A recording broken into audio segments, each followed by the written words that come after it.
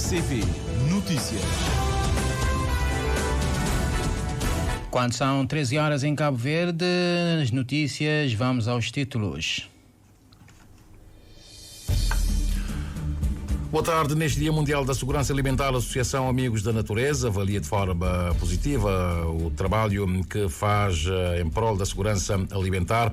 Banco Alimentar preocupado com a guerra e também a seca que podem comprometer a segurança alimentar. O CID denuncia que rebidantes que ocupavam a Avenida de Lisboa aqui da Praia passam por dias difíceis após a retirada do espaço. Câmara da Praia aperta a fiscalização para combater produtos impróprios para consumo. Enapor apresenta plano de gestão ambiental e social dos portos do país. Administrador se recusa a falar do Porto do Maio.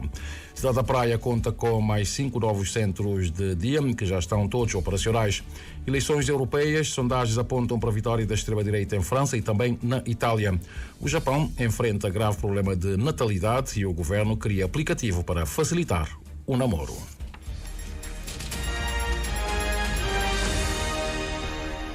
Amigo ouvinte da Rádio de Cabo Verde, muito boa tarde, seja bem-vindo ao Jornal das 13 da Rádio de Cabo Verde. Sou Anatólio Lima, na edição e apresentação deste jornal. No dia em que ficamos a saber que o diretor executivo da Associação dos Amigos da Natureza assegurou que tem tido resultado positivo o trabalho que a sua organização faz, nomeadamente através do projeto Aliança para o Direito Humano à Alimentação Adequada, visando garantir a segurança alimentar. A avaliação é feita a propósito do Dia Mundial da Segurança Alimentar, que se assinala hoje, conforme a Patrícia Martins. Apesar do dia ser atualmente assinalado mais no sentido da segurança sanitária microbiológica dos alimentos, a abordagem da Associação dos Amigos da Natureza nesta matéria tem sido mais holística da segurança alimentar, assente em 4 pilares, diz Aguinaldo David. A disponibilidade de alimentos, o acesso, a utilização, aqui sim entra, digamos, a segurança sanitária e o aspecto da estabilidade, porque não importa ter alimentação hoje e não ter amanhã. E nós temos trabalhado estes pilares da seguinte forma: disponibilidade através da promoção de boas práticas de produção agropecuária. Para efeito, temos apostado muito na capacitação das pessoas e temos também produzido material didático, quer através de catálogo das boas práticas, catálogo das práticas agroecológicas que se praticam em Cabo Verde, como também cadernos da agroecologia, digamos, orientando as pessoas sob forma de produção sustentável e saudável. Uma outra componente que temos trabalhado muito é a questão do acesso, não só o acesso físico, digamos, a classe produtora de alimentos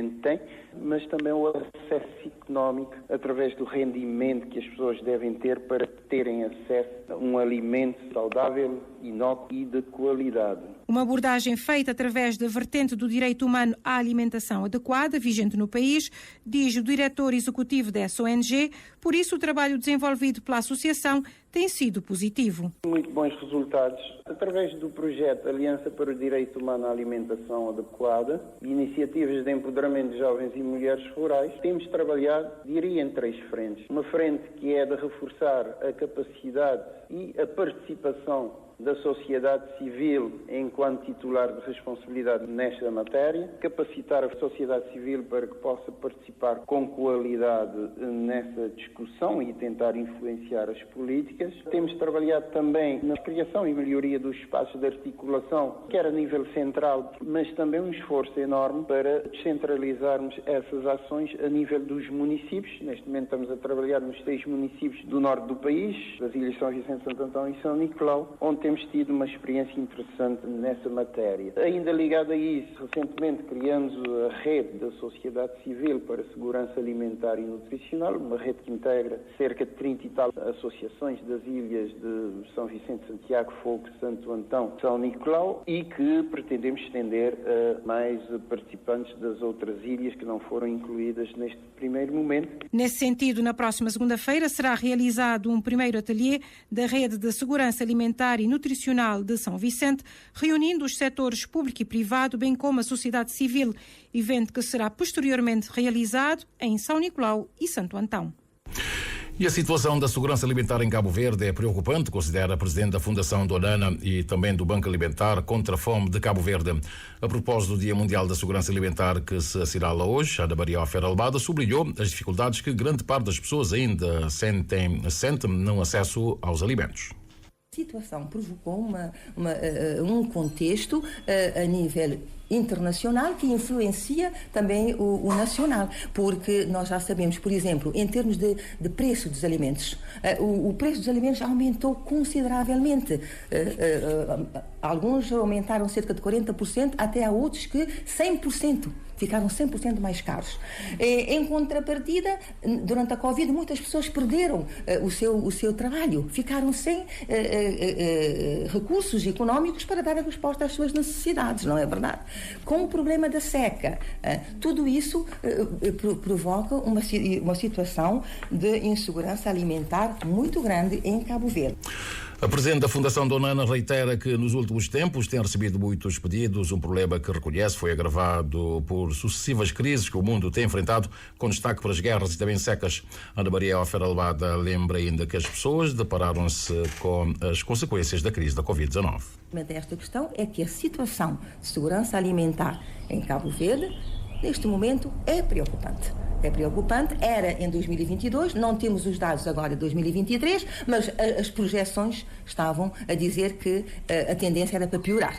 E é mesmo porque a seca continua, nós não sabemos se vamos ter chuva, agora surgiu o conflito no Médio Oriente, que vai ainda complicar mais, continua o conflito na Ucrânia, só a Covid é que já não existe, mas as suas consequências foram muito devastadoras, não é verdade? Portanto, a situação é muito difícil e o Banco Alimentar tem um grande desafio, que é de arranjar alimentos para dar resposta às carências alimentares das pessoas que vêm procurar.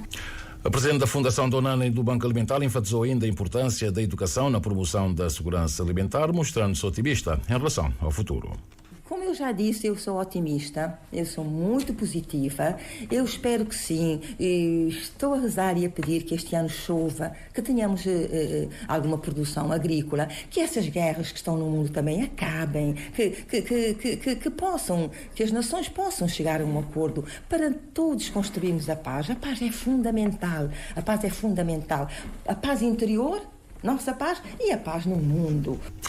Com a comemoração do Dia Mundial da Segurança Alimentar, a Organização Mundial da Saúde, a OMS e a Organização das Nações Unidas para a Agricultura e Alimentação, FAO, pretendem unir esforços para integrar a segurança alimentar na agenda pública mundial.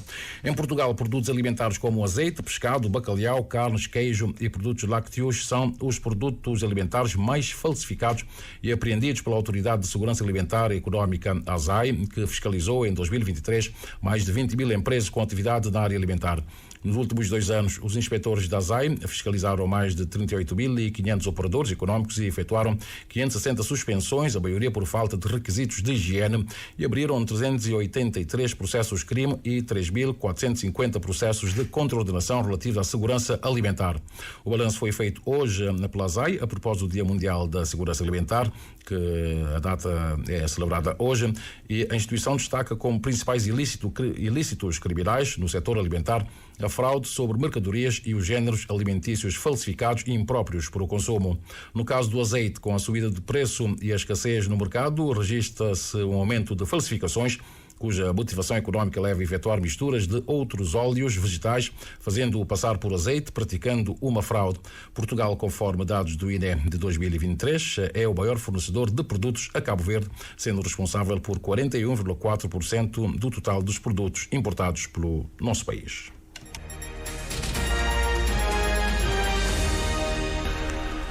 13h mais 10 minutos, Jornal da Tarde da Rádio de Cabo Verde. Os rabidantes que ocupavam a Avenida Cidade de Lisboa passam por dias difíceis. Avança a UCID, tendo em conta a sua retirada do espaço para desobstruir os passeios. Jusciliano Vieira, da UCID, acusa a Câmara Municipal da Praia de perseguir as vendedeiras e defende que a autarquia deveria ter criado melhores condições antes de as remover, para garantir que continuem a ter rendimentos. Edinha Barros tem os detalhes.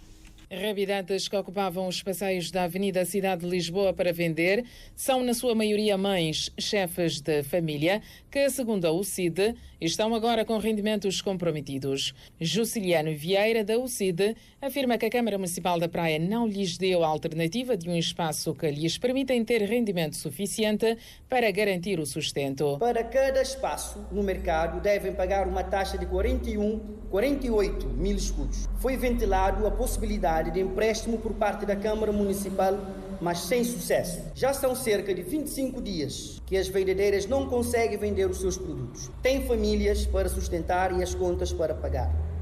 As vendedeiras estão angustiadas, magoadas, desesperadas, porque não são criadas as melhores condições para venderem os seus produtos e, no entanto, são escoraçadas à pancada de onde estiverem. As obras de requalificação do Sucupira estão prontas, mas sem qualquer movimento. Os comerciantes que ali vendiam há já mais de um ano não conseguem vender novamente os seus produtos, com a nova taxa de 100 mil escudos por cada espaço. O valor é muito excessivo. De acordo com Jusciliano Vieira, a UCID não é contra a desobstrução dos passeios, mas defende que a autarquia deve sentar com as vendedeiras para arranjar alternativas viáveis. Consideramos que, em primeiro lugar, deve-se criar alternativas viáveis para que as referidas vendedeiras ambulantes possam continuar a ganhar o pão dos seus filhos.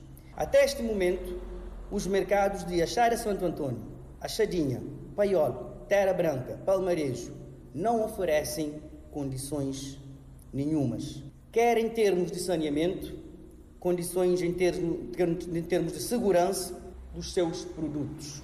No mercado não há espaço para todos. De recordar que algumas rebidantes que ocupavam a Avenida Cidade de Lisboa para vender estão a reclamar da fiscalização feita pela Guarda Municipal, que consideram como perseguição. E a autarquia praiense, por sua vez, reage em comunicado, avançando que na sequência de denúncias da venda de produtos fora de prazo, vem realizando desde o início do mês um conjunto de ações no sentido de pôr cobro a este ato, sancionado por lei. Em nota dá conta que foram apreendidos ao nível do comércio ambulante e retalhista grandes quantidades de gomas com prazo de validade expirado ou rasurado, colocados em sacos de plástico sem rótulos, bebidas alcoólicas, doces, sumos, penso higiênico, bolachas, gelatinas e medicamentos, para além de 1.764 sacos de mancarra fora de prazo apreendidos num dos armazéns grossistas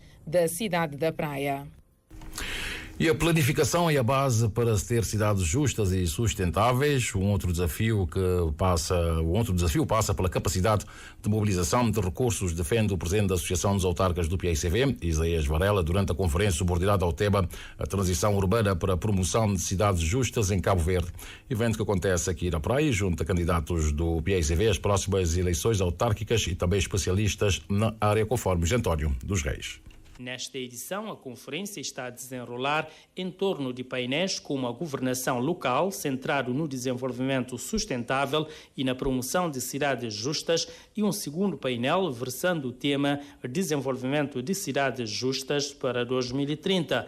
Isaías Varela, presidente da Associação dos Autarcas do PICV, argumenta que cidades justas devem proporcionar igualdade de oportunidades no acesso aos serviços. No sentido de não haver muita mobilidade entre os bairros ou entre os espaços, porque os espaços têm condições praticamente iguais, isso cria valor, cria estabilidade e desenvolve. A base fundamental é planificar as cidades. Não trabalhar numa perspectiva de correção, mas de prevenção, criar maior qualidade às nossas cidades. Um dos desafios passa por mobilizar recursos para a estruturação de cidades justas e sustentáveis. Isaías Varela nota que é preciso ter capacidade de mobilização de recursos, mas defende ações concertadas entre o poder central e local, congregando o setor privado.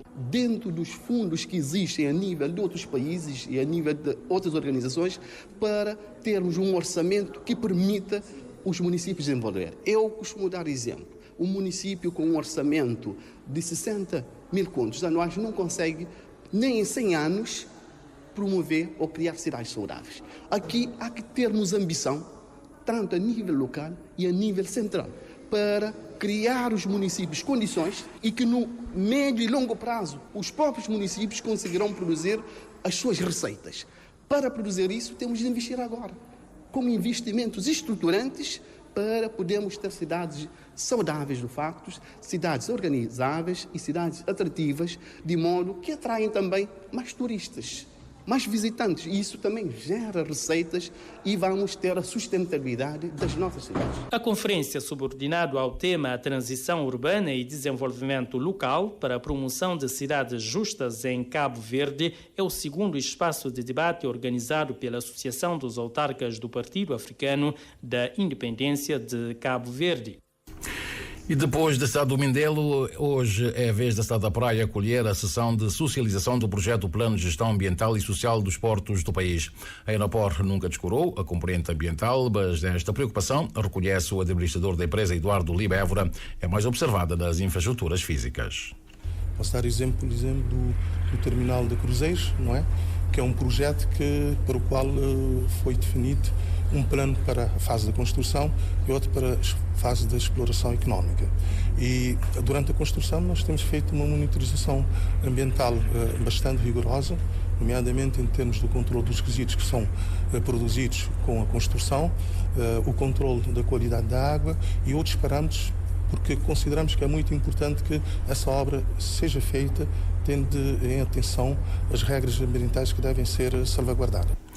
E em nome desta salvaguarda que assegura Eduardo Évora, a Enapor quer pôr de pé um plano que diminua os efeitos negativos das operações portuárias nas comunidades e no ambiente. Portanto, o plano em princípio já está elaborado, mas consideramos que era muito pertinente ter inputs por parte das partes interessadas. Que aquilo que nós pretendemos é ter o melhor plano possível em prol da sustentabilidade do país. Ao processo de recolha de subsídios segue-se a aprovação do documento, processo que, acredita Eduardo Évora, possa ficar concluído dentro de 3 anos. À margem do workshop, a Rádio de Cabo Verde quis saber, junto do administrador da Enapor, se o processo de desassoreamento do Porto do Maio já se iniciou, e a resposta foi esta. Eu não gostaria de pronunciar-me sobre isso hoje. Obrigado. Recorde-se que o Porto Inglês está há já alguns dias a enfrentar o problema de obstrução causada por acumulação de areias, estando a rampa roll-off inoperacional. Uma situação que levou mesmo à interrupção de transporte regular de mercadorias para a Ilha do Maio. E o comandante da Polícia Marítima, Faustino Sanches, em entrevista à Rádio de Cabo Verde, defende que a colaboração institucional é um dos pontos fulcrais para uma melhor proteção da nossa zona económica, zona exclusiva marítima, conforme a Carmelita do Rosário. O comandante da Polícia Marítima é um dos oradores da Conferência Internacional sobre o Património Cultural Subaquático, coube ao Faustino Sanches discorrer sobre a intervenção da Polícia Marítima na proteção do mar. A RCV destaca que a colaboração institucional é um dos pontos essenciais para uma melhor segurança marítima. Para que haja um exercício de autoridade marítima, para que haja, de facto, a proteção dos nossos mares e a segurança marítima como um todo, é preciso muita colaboração institucional, é preciso muito conhecimento das autoridades competentes na matéria e também é preciso meios, equipamentos e, sobretudo, treinamento para que, de facto, nós consigamos cumprir aquilo que é o exercício. Resumidamente, Cabo Verde tem estes meios neste momento ou terá que precisar sempre da ajuda? Temos os meios ao nível daquilo que o país tem, mas por causa disso que Cabo Verde também, à semelhança das outras paragens, cria-se essa sinergia através de segurança cooperativa, que é usar os meios à disposição dos outros países com as autoridades nacionais para exercermos a nossa atividade de fiscalização sobre soberania e jurisdição nacional. A par destas colaborações institucionais, prima, segundo o comandante, pelo respeito às leis internacionais. Neste caso, fala-se concretamente do direito internacional do mar, que deve ser escrupulosamente cumprida, sublinha Faustino Sanches. À luz do direito internacional do mar, temos definir os espaços sob soberania de jurisdição e o espaço sob jurisdição. O espaço sob soberania são espaços que as autoridades nacionais podem atuar independentemente de apoio das outras autoridades ou dos outros países, ok? Aí as autoridades nacionais, de acordo com os meios que temos, podemos usar os nossos meios de projeção e fazer abordagem quando há situações de infrações. Mas já nos espaços que considerar o espaço de jurisdição que estende à mar internacional, aí, mesmo nesses espaços que temos soberania parcial, que vai ter 200 milhas náuticas, temos a necessidade, muitas vezes, de ter meios de projeção de maior capacidade de projeção. As Nações Unidas marcam as celebrações do Dia Mundial dos Oceanos, que se assinala amanhã, com uma conferência internacional sobre o património subaquático na década das Nações Unidas para as Ciências. O ato da abertura foi presidido pelo Ministro da Cultura e das Indústrias Criativas e do Mar, Abrão Vicente. E a Ilha do Sal já está contemplada na plataforma Nós Identidade, um projeto que visa a georreferenciação dos pontos turísticos das ilhas e que foi apresentado ontem no Salão Nobre da Câmara Municipal do Sal. O Valdemar Almeida tem os detalhes. Depois do projeto Sintanton CEP, 4 anos depois, Sal entra na plataforma Nós Identidade com a georreferenciação dos principais pontos turísticos e figuras emblemáticas da ilha, como Manuel António Martins, Ilho Lobo, Tututa e outros. Trata-se de uma plataforma que retrata a morabeza, o bem receber, típicos das gentes de Cabo Verde, sublinhou Rogério Monteiro durante a apresentação do projeto, para quem Nós Identidade é um projeto inovador. Espero que as instituições, as empresas, as agências de viagens podem tirar o máximo proveito deste merchandising, que é o primeiro merchandising que realmente conta a história da ilha. O objetivo do merchandising Nós Identidade é preservar o legado histórico de Cabo Verde. Como podemos ver na apresentação, é uma simbologia muito rica, onde fazemos uma singela homenagem a personalidades incontornáveis da ilha, como também pontos históricos e monumentos. Há muitos monumentos, às vezes, que muitas pessoas não sabem a sua importância no tempo.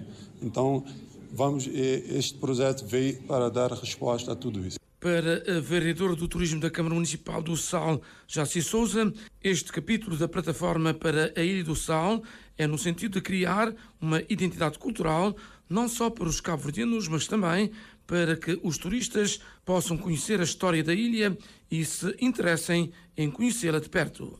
Um projeto que retrata a Ilha do Sal, as suas histórias, a sua memória, um resgate das memórias, da cultura e dos valores, que retrata a morabeza, o bem receber do cabo-verdiano, que cria uma identidade turística cultural para que os turistas tenham também uma experiência diferente, para quando acederem ao QR Code para verem histórias interessantes sobre a ilha.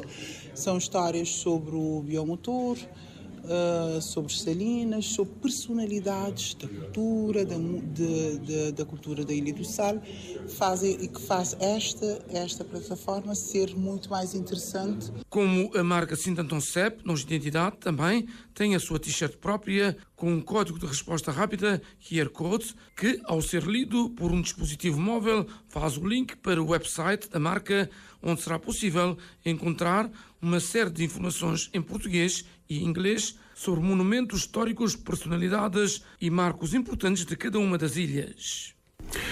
E o Ministro da Família, Inclusão e Desenvolvimento Social, Fernando Elísio Freire, afirmou hoje que o Governo de Cabo Verde tudo fará em prol de uma livre circulação e circulação livre e adequada no espaço da CPLP. A afirmação de Fernando Elísio Freire surge na sequência da recusa do Centro Comum de Vistos em autorizar 15 vistos para jogadores da Escola de Futebol da Chada Grande Trás, EFAT, que iriam participar no torneio de futebol de Barcelos 2024 na categoria Sub-11, devido a uma suspeita de que parte deste grupo poderia viajar para outro país antes do término da vigência dos referidos vistos.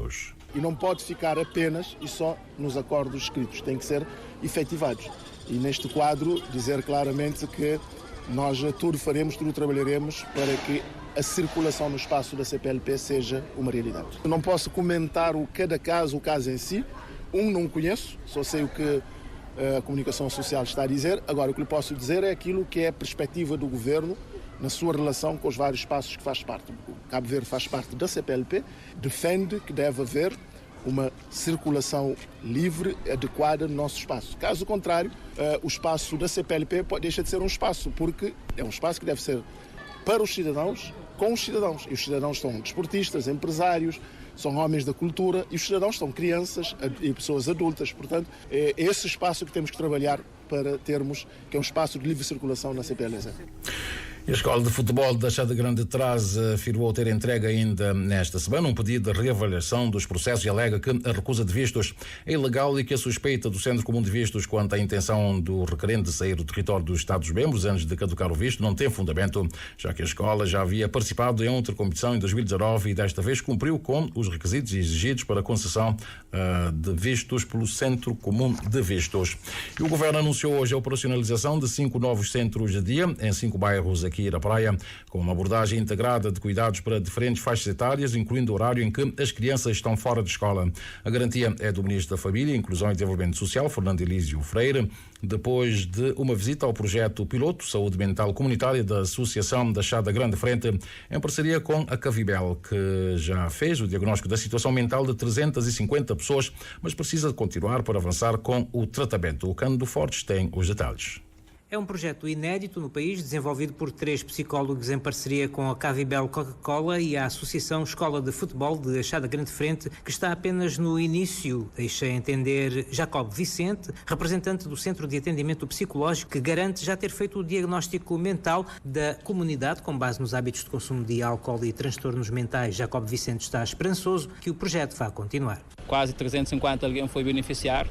Não tem um diagnóstico hoje de saúde mental de Chada Grande Frente, bastante consistente, coisa bastante bom, inédito ali no país, tem tudo para dar certo. Agora, pronto, 3 meses, cada 3 meses foi basicamente levantamento de dados, não fazer diagnóstico, gosto de que não começa a fazer atendimentos, 45 dias, e o bom é que o projeto pudesse continuar, que é para que as pessoas que não estão fazendo atendimento, para não ter dentro de um pacote terapêutico. Daniel Cardoso, da Associação Comunitária de Achada Grande Frente, falou dos objetivos que motivaram a criação do projeto. No trabalho com crianças que está em risco de entrar em conflito com a lei, também dá aquela atenção para se poder ter um bem-estar melhor.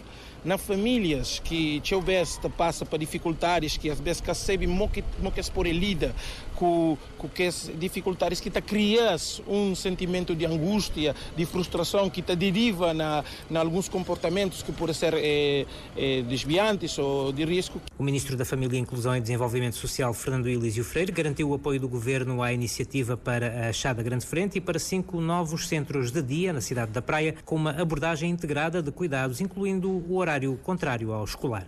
E é isso que o Governo quer começar a fazer aqui no bairro da Achada Grande, no bairro de São Pedro, no bairro de Tira-Chapéu, no bairro de Achada Santo António e de Achada Grande Trás. Por isso que esta visita é para darmos um sinal de que esta colaboração e esta cooperação tem de continuar. O envolvimento da comunidade, o envolvimento das associações, o envolvimento do setor privado. Quando digo um trabalho integrado, digo um trabalho das crianças, por exemplo, quando saem da escola no horário contrário, estarem nos centros, né? E no centro haverá naturalmente um acompanhamento especial e familiar. E nesse acompanhamento chegaremos aos pais. Chegando aos pais, chegaremos também que dentro de uma casa há pessoas idosas, há pessoas com deficiência, há pessoas que precisam de necessidades especiais e todo esse trabalho será feito via o centro. Isso dará uma dimensão integrada ao que nós pretendemos. De recordar que o Governo declarou 2024 como o ano da saúde mental em Cabo Verde, com o objetivo de promover uma forte consciência social sobre esta problemática, incentivar um estilo de vida saudável e reforçar as políticas públicas para o setor.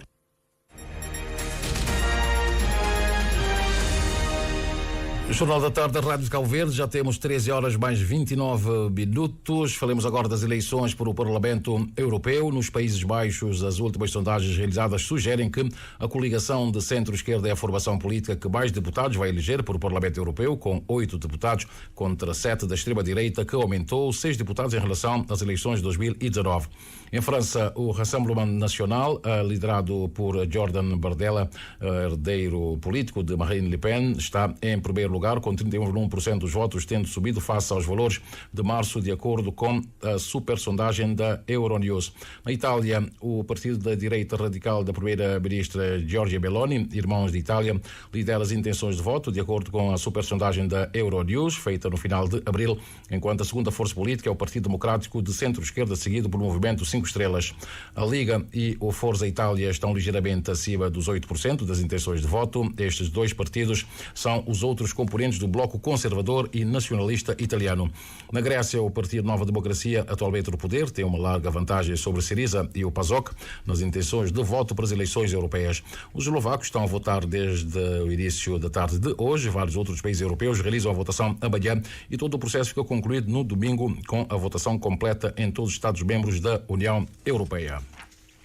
A taxa de fecundidade do Japão, que registrou uma queda vertiginosa durante muitos anos, caiu ainda mais, chegando a um patamar histórico à medida que o governo intensifica os esforços para incentivar os jovens japoneses a casarem e a constituir famílias, lançando até mesmo o seu próprio aplicativo de encontros.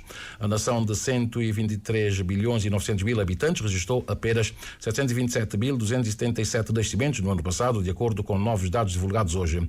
A taxa de fecundidade, definida como o número total de nascimentos de uma mulher, que uma mulher tem durante toda a sua vida, caiu de 1,26 para 1,20. Para que uma população permaneça estável, é necessário uma taxa de fertilidade de 2,1. Qualquer valor acima disso será responsável por uma expansão populacional, com uma grande proporção de crianças e jovens adultos, como se verifica na Índia e também em muitos países do nosso continente. Mas no Japão, a taxa de fecundidade tem estado bem abaixo da marca estável de 2,1 durante meio século, dizem os especialistas. O número de crianças por mulher caiu abaixo deste nível pela primeira vez depois da crise global do petróleo de 1973 a ter empurrado as economias para a recessão. Em 2023, por exemplo, o país registrou 1.570.000 mortes, mais do que o dobro do número de nascimentos. 13 horas mais 31 minutos e meio. Vamos agora ao encontro do Moisés Évora, que é o enviado especial da Rádio de Cabo Verde para acompanhar a Seleção Nacional de Futebol. Moisés, boa tarde. Nos Camarões, conta-nos o que é que aconteceu esta manhã. Sim, muito boa tarde para ti e para o auditório da Rádio Pública. Terminou há minutos o treino da Seleção Nacional, treino que decorreu no palco do jogo e nesta altura a caravana a regressar ao hotel. Há uma conferência de imprensa dentro de minutos por parte do selecionador bobista e certamente que um jogador também irá lançar a sua opinião em relação ao jogo de amanhã. Por isso, vamos respeitar muito rapidamente Paulo Santos aqui em direto para a Rádio Pública. Tivemos um treino. Pois é, tivemos um treino, um treino com muita bola, com muito contacto. Sim, sim. Alô? Sim, sim. Vamos em frente, mas já tínhamos perdido a conexão. Estava adiantando que foi um treino com muita bola e com um batalhão de jornalistas. O Santos, o batalhão de jornalistas, deixa entender que há um grande respeito para a Seleção Nacional Cabo-Verdiana. Sim, boa tarde, Moisés. Sim, efetivamente nós fizemos o único treino, adaptação ao relevado. Esta manhã houve a reunião técnica, correu bem. Foi na sede da Federação Camaronesa de Futebol, correu muito bem. E hoje agora no treino houve lá um batalhão, mais de 100 jornalistas, aí se mostra o respeito que as pessoas têm pela seleção de Cabo Verde. O comissário do jogo e o responsável de segurança nos informou que o estádio vai estar cheio, mas mesmo assim nós vamos trabalhar, vamos correr para ganhar o jogo e para fazer um excelente jogo e levar os 3 pontos. Da parte logística está tudo organizado, como eu já tinha dito, portanto nós estamos tranquilos, toda a gente está tranquila, vamos fazer um bom jogo, podem acreditar. Palavras então aqui em direto de Paulo Santos, vice-presidente da Federação Cabo-Verdiana de Futebol. Como dissemos, dentro de minutos haverá uma conferência de imprensa, por isso vamos respeitar, aguardar para a conferência de imprensa para termos mais leituras em relação a este jogo importante entre Camarões e Cabo Verde, jogo a contar para as eliminatórias do Campeonato do Mundo. De Yaoundé, um grande abraço do tamanho do mundo. Moisés Évora, que amanhã estará aqui nas antenas da Rádio Cabo Verde para partilhar com o amigo ouvinte todo o filme sonoro desta partida importante entre a seleção camaronesa e a seleção de Cabo Verde de futebol sénior masculino. 13 horas mais 34 minutos e meio. Vejamos agora como é que está o movimento aéreo e marítimo do arquipélago. Podemos ver que neste momento já partiu da Ilha da Boa Vista, vai em direção a Londres um aparelho da TUI, com chegada prevista na capital britânica às 8 horas e 54 minutos, horário de Londres.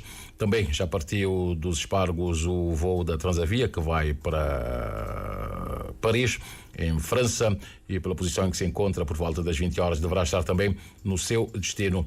Também da Ilha do Sal partiu há instantes um aparelho da TUI, vai para Amsterdã, com chegada prevista às 10 horas e 3 minutos.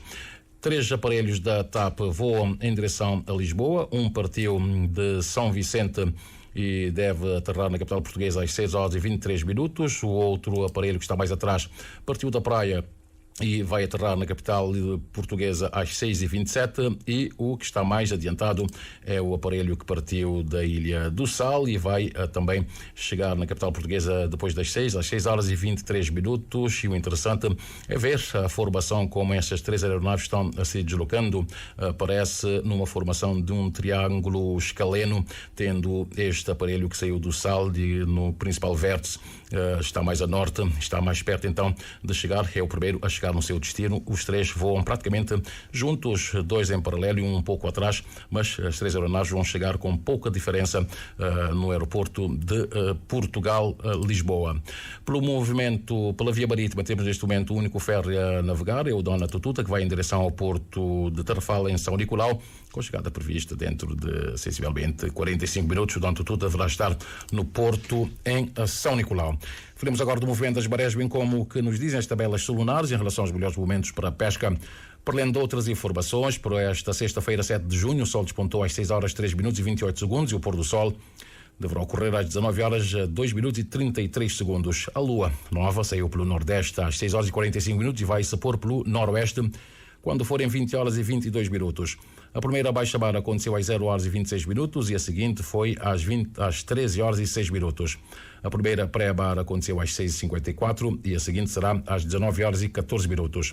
E os dados apontam que hoje poderá ser um excelente dia para a pesca, sendo o melhor momento. Este momento, até às 14h33, é o melhor momento do dia, pelo menos do resto do dia.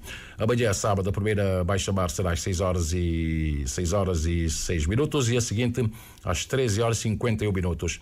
A primeira pré-bar será às 7 horas e 36 minutos e a seguinte às 19h58. Em relação à pesca, amanhã, sábado, poderá ser um bom dia, sendo os melhores momentos da 1 hora e 3 minutos até às 13h03 de madrugada, ou então das 13 horas e 31 minutos até às 15 horas e 31 minutos. E quando temos 13 horas mais 37 minutos e meio, ponto final neste jornal, tempo apenas para recapitularmos os títulos dos principais assuntos abordados. Neste Dia Mundial da Segurança Alimentar, a Associação Amigos da Natureza em São Vicente avalia de forma positiva o trabalho que faz em prol da segurança alimentar. Banco Alimentar preocupado com a guerra e a seca que podem comprometer a segurança alimentar. O CID denuncia que habitantes que ocupavam a Avenida de Lisboa passam por dias difíceis após a retirada do espaço. Câmara da Praia aperta a fiscalização para combater produtos impróprios para consumo. Enapor apresenta plano de gestão ambiental e social dos portos do país. Administrador se recusa a falar do Porto do Baio. Cidade da Praia conta com 5 novos centros de dia, que já estão todos operacionais.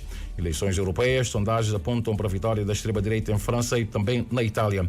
Japão enfrenta grave problema de natalidade e o governo cria aplicativo para facilitar o namoro. Fique bem, obrigado. Continue em sintonia com a Rádio de Cabo Verde.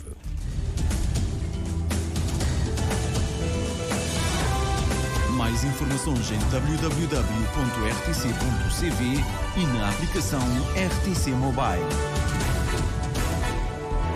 RCV, o rigor da notícia e o melhor da informação a cada hora.